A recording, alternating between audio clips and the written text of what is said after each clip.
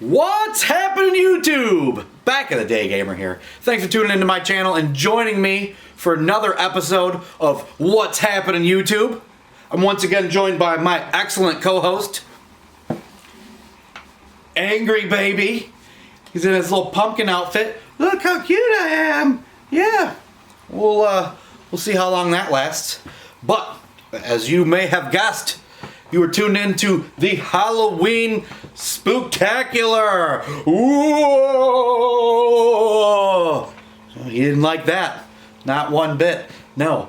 Well, yeah, this is the Halloween episode. Been playing a lot of Halloween horror themed games. We've got some appropriate beverages, a few appropriate pickups, and I've got my favorite horror themed game going on in the background. So, without further ado, let's get this episode of What's Happening YouTube started!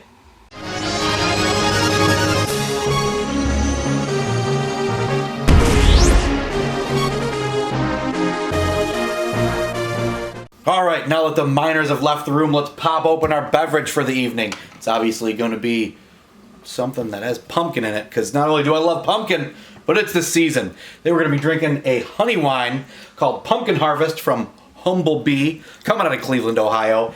It's a honey wine spiced with pumpkin and spices. So, let's crack this sucker open. I've been dying to taste it. I bought this at least a month ago. Leaves were still green. I was dreaming of Halloween. And it's finally upon us. So, kind of expect to be disappointed. Just because. Whenever I feel like I get jazzed up for a beverage, it lets me down. By the smell of it, it's gonna have a strong honey flavor. That may be it. Now, the lighting here in this area is not great, and there's a big orange light right on top of me, so everything kind of looks orange, but this is the color of, looks like a lager with no bubbles. Cheers! Happy Halloween!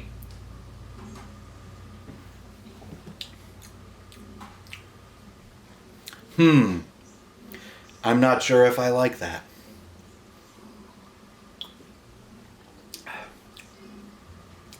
It's alright. Kind of tastes like potpourri. No, it's not bad. A lot of honey flavor. It's a honey wine. It's kind of got those fake pumpkin notes, like a shitty pumpkin candle, but it's 10.5%, so it's going to get the job done. Let's, what we got here? We got a little pile. You know, we're trying to keep it Halloween themed, so the pickups are limited. Here is the first ever back in the day gamer soap pickup. You know, so the Dr. Squatch commercials, right? They come up on all your damn YouTube videos. Can't get away from them. This is the Dr. Squatch Drunken Pumpkin. Yeah, I really like the way this thing smells. Looks cool too, as you can tell, but you can only see it. We don't have smell-o-vision here on YouTube. Not yet, so you're going to have to take my word for it. I really like this. I got a couple bars. I've already been using them, but, you know, I think they're like $10 a bar or something, so it's cool, but it's not quite worth the price of admission. What have we been playing? We don't have many game pickups. We're going to save those for the second half. But we've been playing...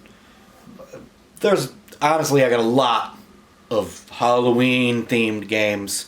I don't, I don't play things from back in the day, basically. So there's not a lot of choices, really. I mean, you're looking at, like, Castlevania, Ghosts and Goblins, things like that. But, you know, all the horror games, those are getting into the PlayStation 2 era, I guess GameCube, but I've honestly never played GameCube, so you won't be seeing that here. But I'm going to start it off with a little Kid Dracula. Yeah, I know, it's Halloween, everybody's talking about Kid Dracula. This game's awesome. It was, I believe this was my first Famicom purchase ever. It was either this or Splatterhouse. I can't remember for sure. May have gotten them both at the same time.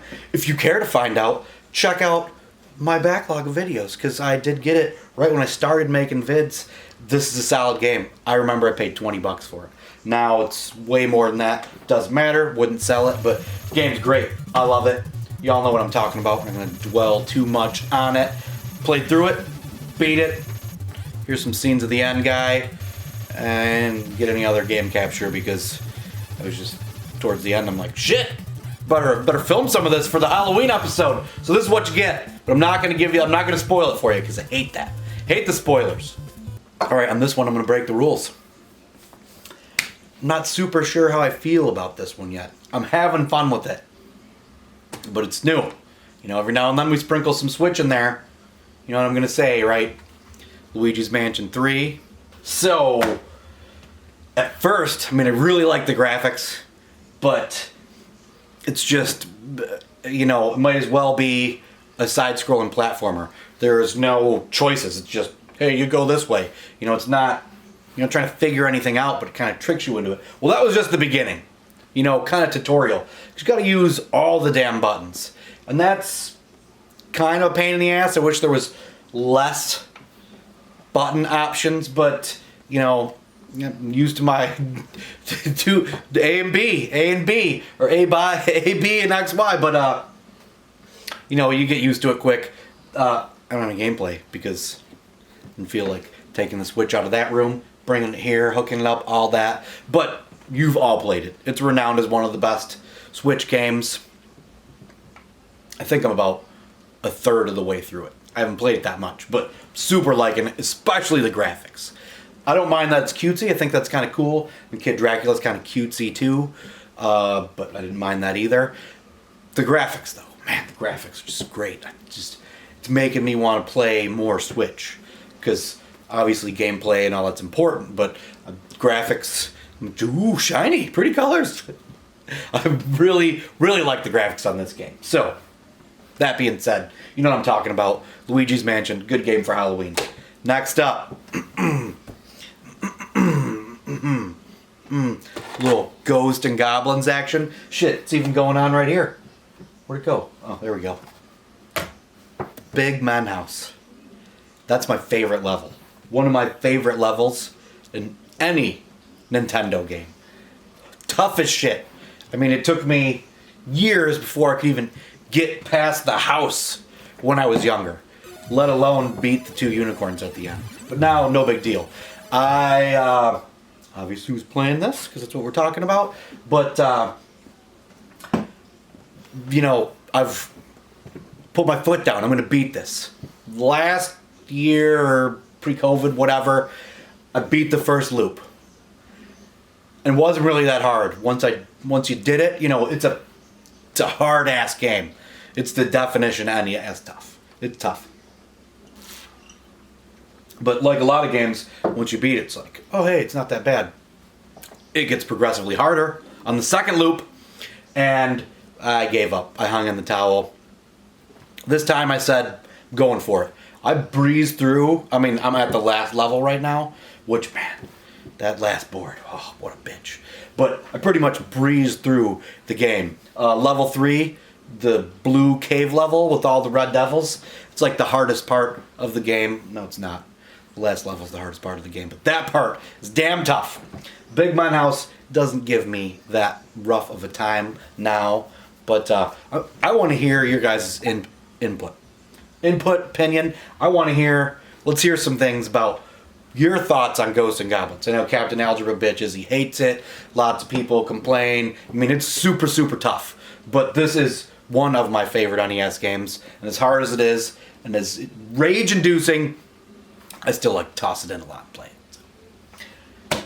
Speaking of Captain Algebra, next game, A Nightmare on Elm Street. I thought this game was a real turd back in the day. I've had it for a long time. You know, it was one of those games I bought, I tossed in, I like never played it again. Per Captain Algebra's recommendation, I gave it another shot, and I had fun with it. Now I like it, so I go back to it here and there, and it being the season, I was like, alright, I'm going to beat it. So the other day I tossed it in, and I finally made it all the way to the end. It's not that tough of a game, but I have a short attention span, and I have so many damn games that when one starts getting frustrating, I just want to move along to the next. So I tend to do that a lot, but I was like, you know what, I'm beating it. I think the junkyard. It's usually as far as I make it before I call it. But then, made it past that, got to the cemetery, and I'd never beaten the cemetery before. I did, got to the last board. Last board wasn't hard, got all the way to the end. Couldn't do it. I was like, you know what, we're gonna move on. I wanna play a lot of Halloween games, get psyched up for the season, so I moved on. I don't regret it. Because now, since I haven't beat it, it's calling to me and I wanna go back and beat it. So, being the Halloween season, I talk about some candy, right? There's this retro candy shop in town called Boyd's Retro Candy. Went there a little while back.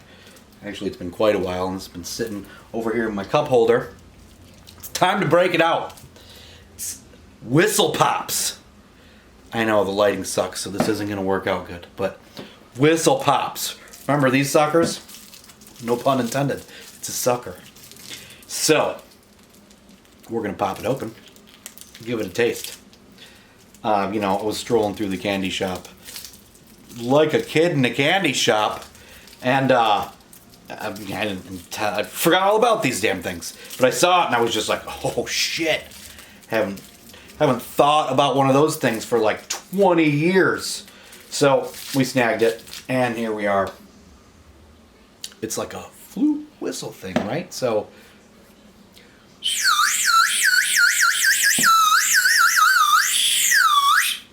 it's pretty damn cool.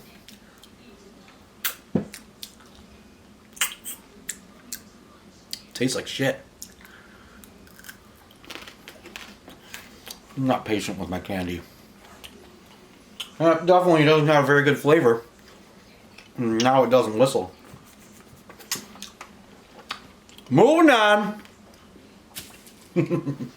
See how that goes with the pumpkin honey wine.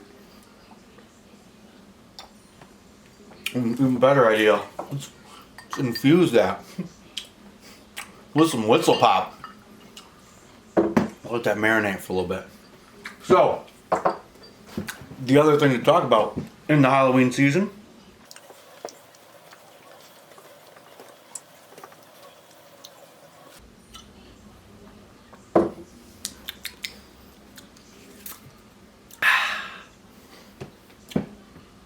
what I've been watching. Now, it's obviously the horror season. Flat out, I don't like horror movies, and I don't watch them. It can always be solved by, don't go down there. Stay out of there. Ruins it for me. Don't care for them. I know there's some good ones, but it's not anything I watch. Being the season, you have to watch something appropriate though, right? Probably gonna catch some shit for this, but even before I had a kid, I always liked Hotel Transylvania. We watched this a few times already, and it's a good Halloween cartoon. That's all I'm going to say about that. One that's even better and more appropriate for this show, which I have unopened. We're going to tear open now. It's a cartoon from way, way back in the day. Let's see as I get that. Oh man, the disc fell out. It's a double discer. Shit, sorry. It's got that new disc smell. So, I used to wake up Saturday mornings. This was on at 7 a.m. There'd be like at 6 and 6:30. 6 o'clock would be Raggedy Ann and Andy or Patches and Pockets. Stupid show. 6:30 was Captain Kangaroo. Stupid show. 7 o'clock. Inhumanoids. Yes. One of my favorite cartoons of all time. And now I have the complete series 2-disc set. From the creators of Transformers and G.I. Joe, Inhumanoids, the evil that lies within. So, I'm really looking forward to putting that in. I got it a while ago too, and I was like, I'm gonna save that for Halloween. Who knows about Inhumanoids, huh? I want to hear 2 things from you guys. I want to hear 2 things. Want to hear thoughts on Ghosts and Goblins. What you think the hardest part is. Have you ever beat it? And what's your favorite board? Or anything else you want to put it on that. Because I really love Ghosts and Goblins. Second thing is Inhumanoids. What do you know about Inhumanoids? That's going to wrap it up for this episode of What's Happening YouTube. It's just part 1. You gotta wait for tomorrow to catch part 2. So we see you then. Tune in. Same bat time, same bat channel. Until then though, keep it retro. Hi. He burped. Hey guys, what are you doing? My dad's gone, so I grabbed the camera, and I was wondering if maybe you thought it'd be cool if I did my own show. Oh, you don't think so? Well, screw you guys then! Screw you guys!